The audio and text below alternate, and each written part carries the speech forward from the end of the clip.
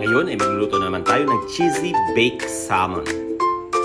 Ihanda natin ang foil sheet, salmon, asparagus, salt, black pepper, paprika, butter, lemon, minced garlic, parmesan cheese, minced parsley.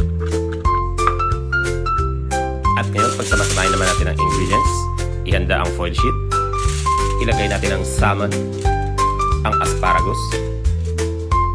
Lagyan natin ng asin. Then, ang ating pepper, paprika. Sa kabilang banda, ihanda naman natin ang ating dressing or sauce. Melted butter. Yung ating lemon juice. Ilagay na natin yung minced garlic.